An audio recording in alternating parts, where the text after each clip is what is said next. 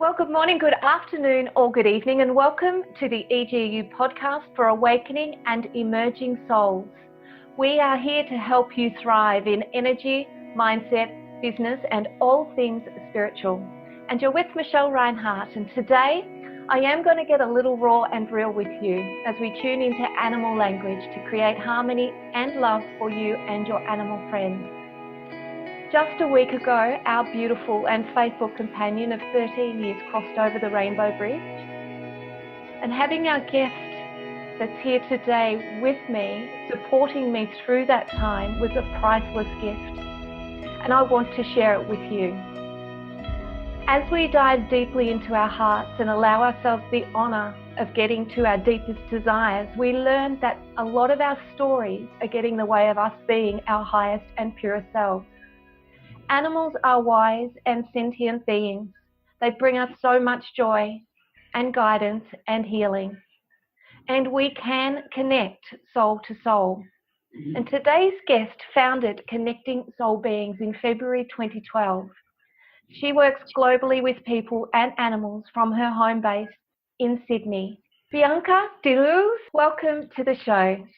Hi, Michelle. Hi, everyone. Thank you so much. You're very welcome. It is a pleasure to have you. Yeah, I'm really thrilled to be here. Bianca helps conscious animal lovers and people working with animals tune into animal language, creating a deep intuitive understanding of each other. They experience love, harmony, and joy together, and therefore both animal and human are much happier, well-behaved. Do the humans get more well-behaved as well, Bianca? Sometimes, yes. I always throw that one in. I think we could all do a little bit of that, that's for sure. Yeah, definitely. It also helps to understand each other's boundaries. So folks, please take a minute to drop into your heart, join us, turn off your zings and pings, and be fully present and allow this message to support and assist you in connecting soul to soul. Bianca, what exactly is animal communication? Let's start there. Yes, that's a really good starting point. Animal communication is us connecting to the animal, and it doesn't matter what type of animal it is. We connect to them. Sometimes it is a telepathic process where they send us images, sounds, color. Most of the time, for me personally, it's an energetic process. I hear the animal's voice.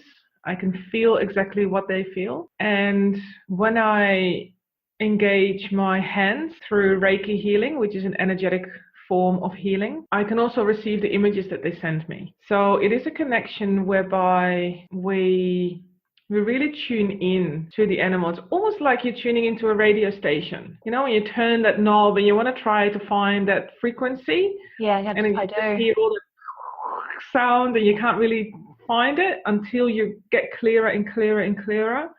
And then all of a sudden you have beautiful music or that beautiful voice coming through that radio speakers. That's what I do as well. It's tuning into their frequency. And then we are able to hear them and we can feel what they feel and they can tell whatever they want us to hear in that moment. Do the animals have a higher or lower frequency to human? I believe they have a higher frequency than us. They live energetically at a higher vibration, is what we call it. And a vibration is, probably need to start with what is energy.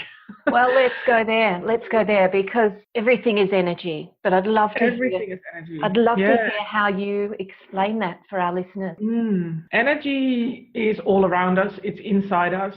Everything holds energy. Sometimes you may feel, and I'm sure people have experienced this as well, where you walk into a room and you can feel extremely happy and you feel, wow, this is an awesome gathering, lots of wonderful people, I'm going to have a really good time. Yeah. But sometimes you can even walk into a gathering where you feel, I don't know if I want to be here. You could cut the air with a knife. Exactly. Yeah, and I get feeling on the back of my neck is just off.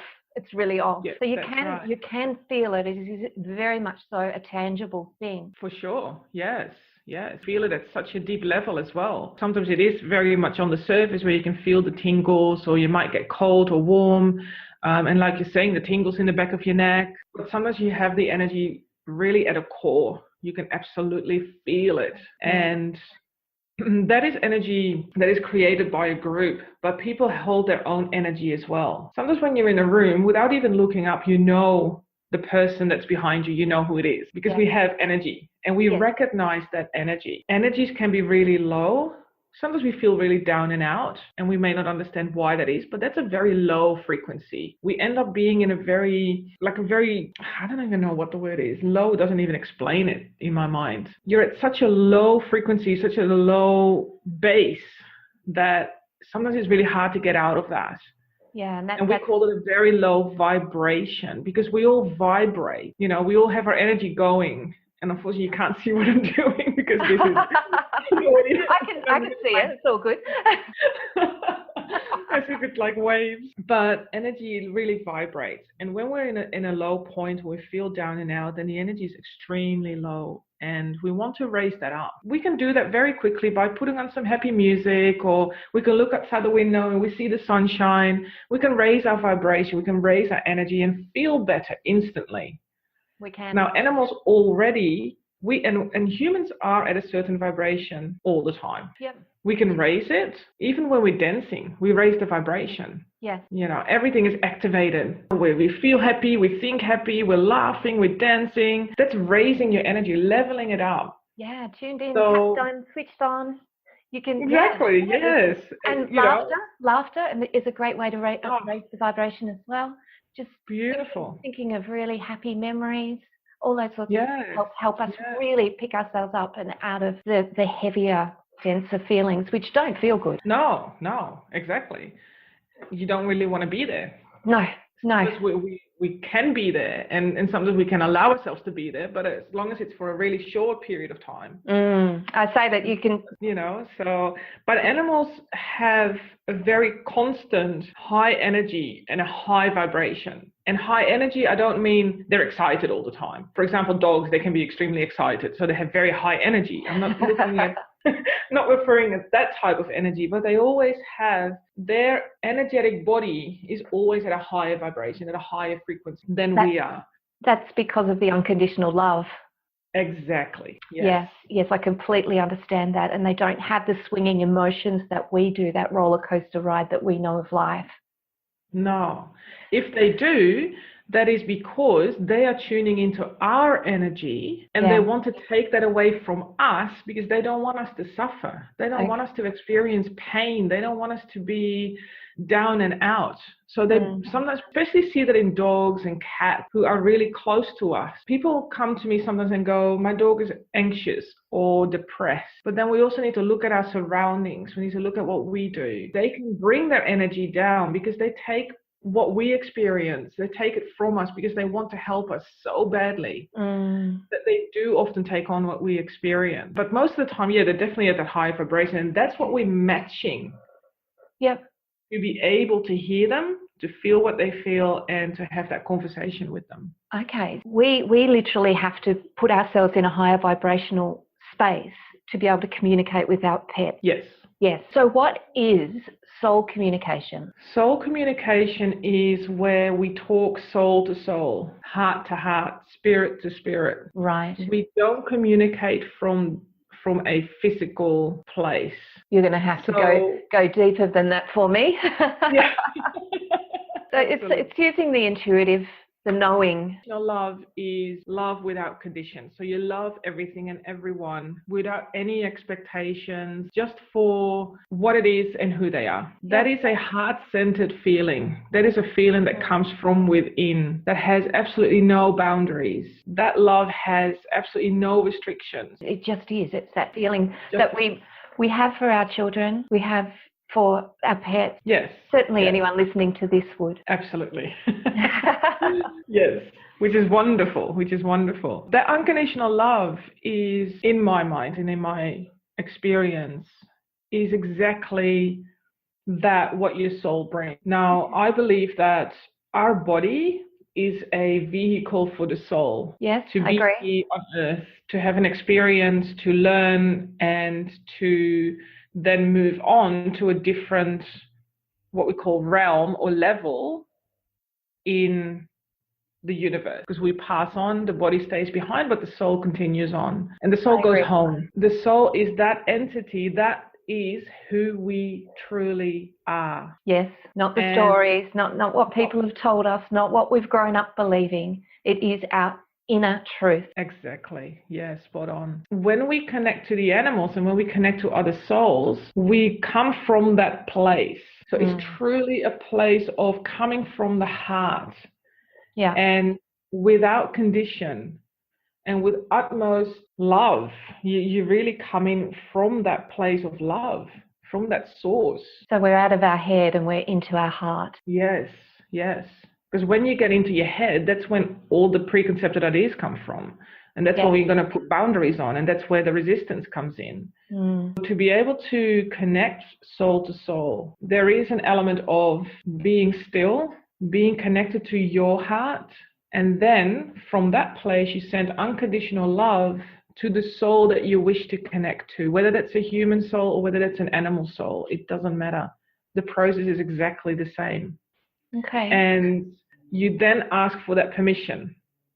Of course. Now, to give another example for it, bringing a little bit more clarity, when you think of a person and you've thought of that person over the last couple of days, all of a sudden the phone rings and that person's on the other end of the line. Yes. Right? That's the soul connection. Okay. Because you're thinking of that person, you're tuning into that person, and energetically, that person receives the message, oh, Michelle is thinking about me, let me give her a call. Yeah. Right? That just happens. And the person probably doesn't even know why. Where did that come from? That, he or she all of a sudden picks up the phone and calls you. However, you've put that message out there because you've been thinking about that person. Oh, I must give him or her a call. And then the day goes by. Oh, must give them a call. And then all of a sudden they call. They do. That's soul connect, and that's also energy. Yes. That explains it as well a little bit. I get that, soul to soul connection. I'm pretty sure our listeners think it's an excellent example. What is connection to self as opposed to soul? Yeah, connection to self. Before we connect to others, it is vital to be able to connect to yourself. And self, in my mind, is an abbreviation of soul, eternal love, flame. Wow, that's beautiful. Because that's our inner core. You mentioned it before. That's your inner self, your inner truth.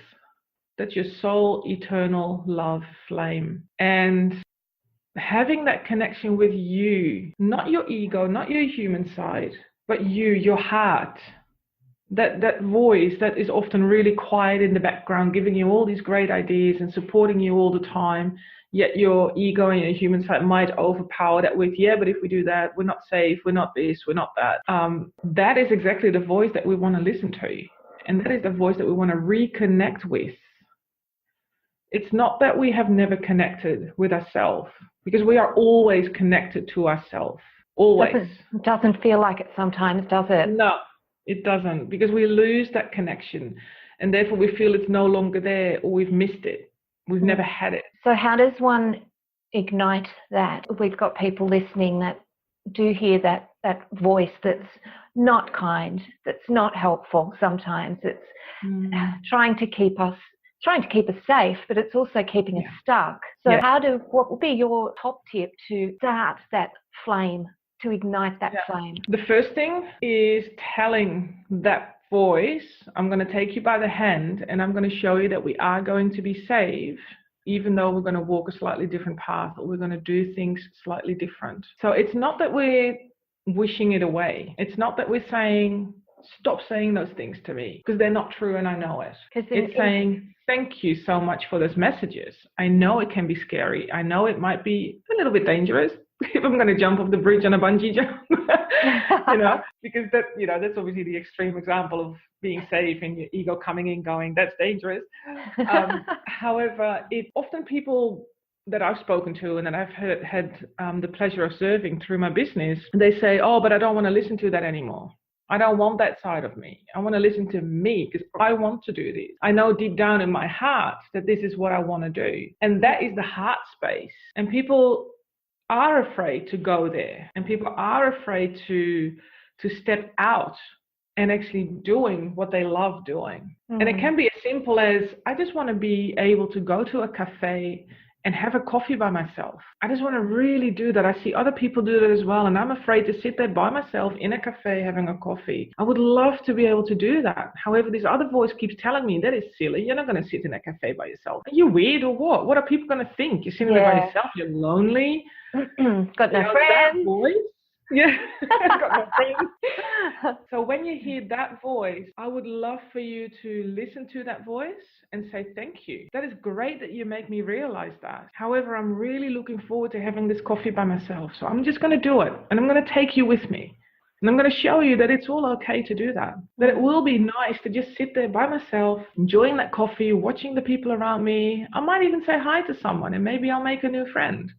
Let's just do it. And if we do that very gently, then it's not a really rough process or anything like that. And that it will also allow us to then really become connected to us and honoring the other voice that says, come on, you really want to have that coffee on your own. Let's just do it, because that will make a massive change in your daily routine or in your life or how you feel. It might give you clarity to start thinking about things differently. And it also allows you then to just sit with that and just sit with that. Yeah. And tune into that voice that says, yeah, let's go for a coffee. And sometimes people do it in meditation to connect to themselves, to be still and focus on the breathing. And through that, you can actually move from your head into your heart. The mind will never be absolutely quiet. No, I haven't. And I'm not one to sit down and meditate either. I find it I feel like I should be doing something else. So my favorite way to connect is in nature. Beautiful. Is to just go for a walk, go up the mountains, have a chat with God or whatever you'd like to call that universal source that is our lifeblood, and really breathe in the energies of the earth. And that, for me, I find is much more connecting than trying to sit on a cushion.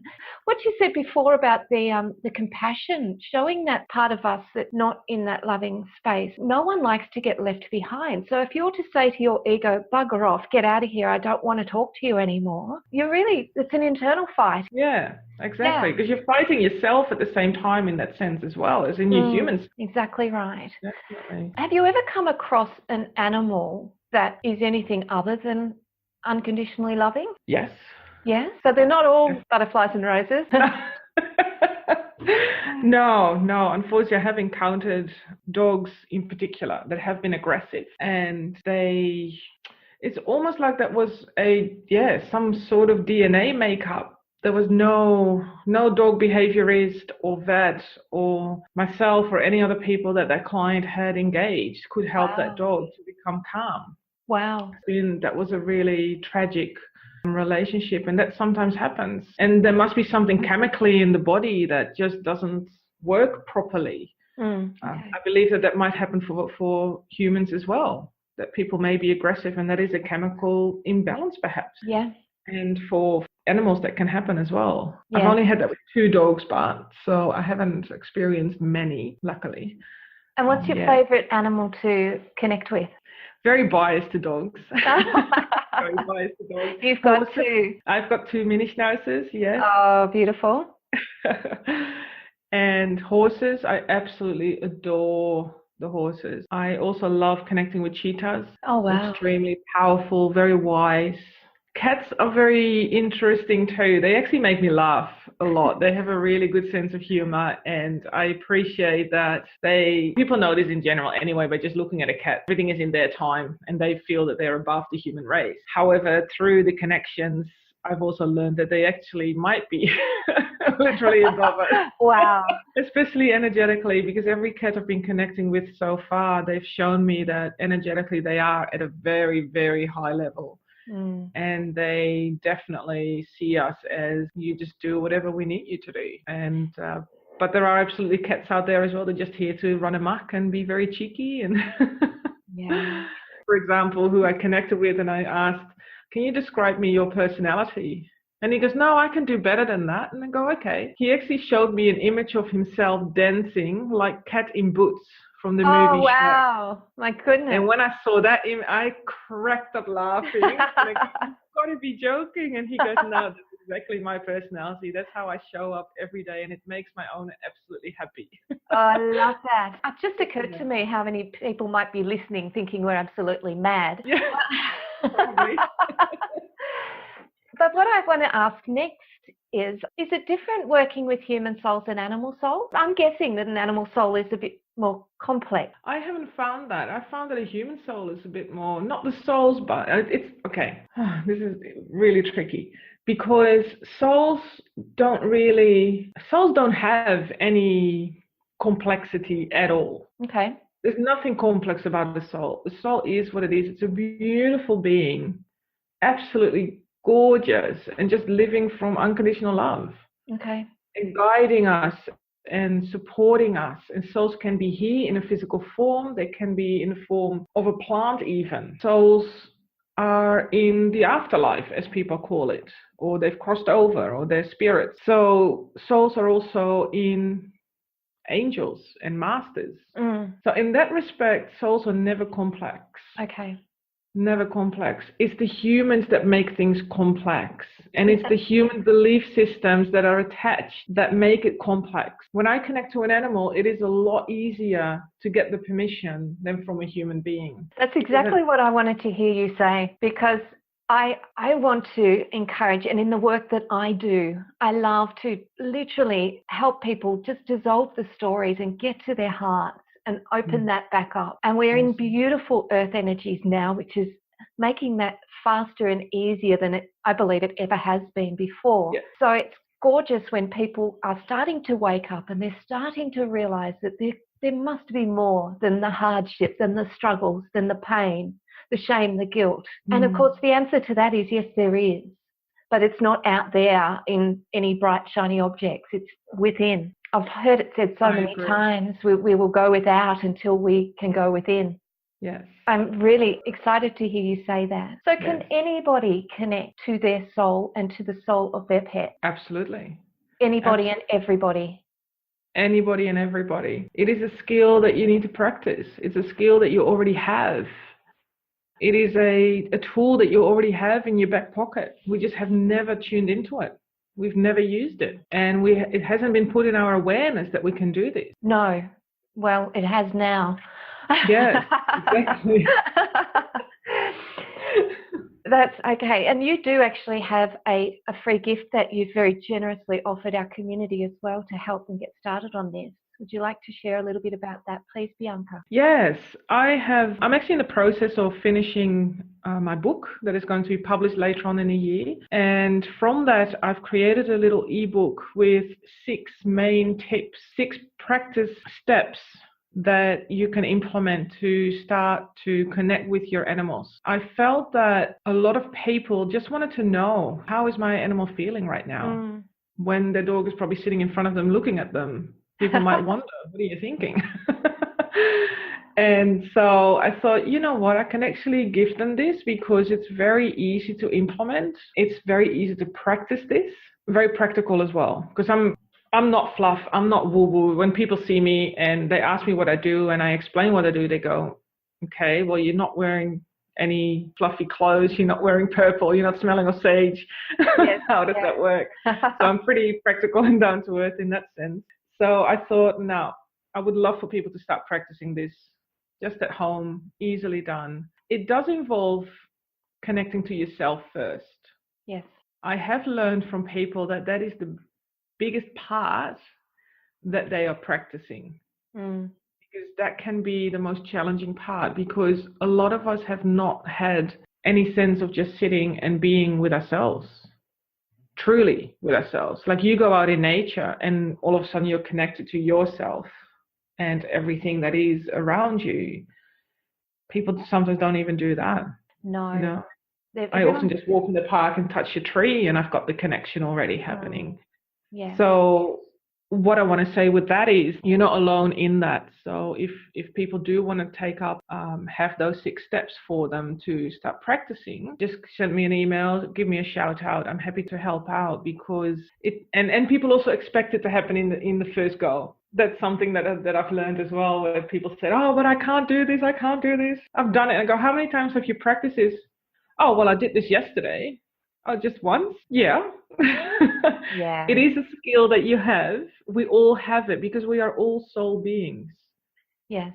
Yes. So we can all connect to the soul. So we do need to practice it because we haven't tuned in for it for so many years that, it's like riding a bike. Yeah. And the beauty of it is once you have that connection and you develop that relationship with yourself and your soul, all your magic just unpacks, doesn't it?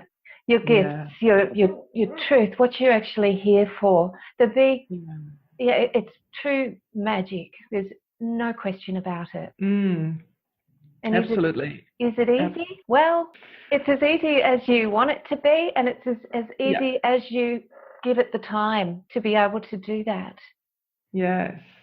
Because you have practiced with those steps as well, haven't you? Yes, I have. So what was your experience? When I first did them, to be honest, I was in such a state of grief that I was a bit of a lost cause. I will be going back to them for sure and implementing them. I actually do have a beautiful routine, spiritual practice, which I'm always expanding upon and adding to. One of the reasons why I run this show is to be able to pick beautiful brains like yours and add to that collection and share it with the world. That's a beautiful part of it. Fantastic. Awesome. So Bianca, do you have any tips that you'd like to offer? Just maybe a couple of quick ones just to remind people why we're here talking to them and how they can actually deepen their relationship with themselves and their pets and get more out of life. What comes to mind is being present, being really present, even from the moment when you wake up, to say thank you that you are awake. Thank you that you have another beautiful day ahead of you. Thank you that you are healthy. Thank you that you have a beautiful body to walk around in. And then ask yourself 2 questions. How do I want to feel today? How do I really want to feel today? And what would I love to experience today? Beautiful. Those 3 things, they help me every day to set up my day, no matter what happens. And if I miss it on a day, then my day is just completely out of whack because I'm not in tune with me from the get-go. In essence, you're programming your day, aren't you? Absolutely. Conscious creating at its best. Consciously creating, yes. For sure. Yeah, so I love that process myself, and tuning into, like, being really present during the day as well, and how you feel, not overall how you feel, what it feels like in your body with what you're doing.